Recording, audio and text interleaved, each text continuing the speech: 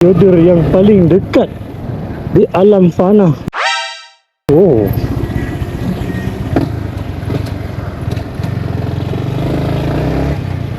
Baik, sempat break. Alhamdulillah udah masuk. Baru lepas semayang. Aku lupa sebenarnya aku boleh jamak. Aku boleh sangat tadi kan. Punya aku boleh jamak. Sampai cancel order. Tapi tak apalah. Orang kata rezeki tu ada kat mana-mana kan. Dan rezeki tak pernah salah alamat. Cuma rider lah kadang salah. Sebab customer pin alamat salah. Kita pergi ambil dulu dekat Capchi Aeon Big. Let's go. Sudah sampai Capchi emergency department. Oh, hospital. Hospital Nora.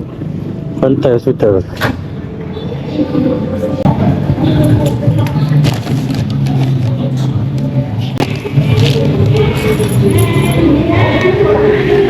So, pantai depan tu je. Kena keluar traffic light. Sampai ke traffic light jalan keluar tu kita U-turn. Dan kita sampailah ke pantai hospital. Jom kita terus menghantar jodoh yang paling dekat di alam fana. Oh.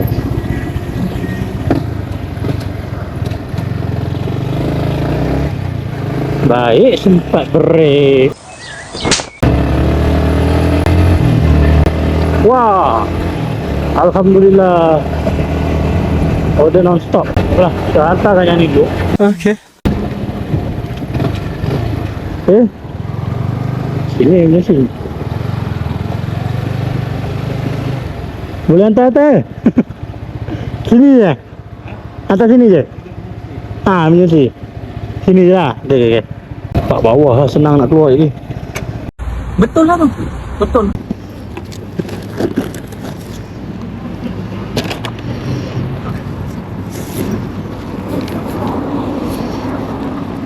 Jazin Lim.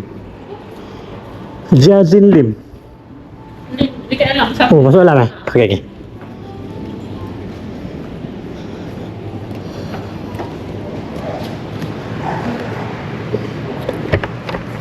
Jazin Lim. Oh, ya. Ya. Okay.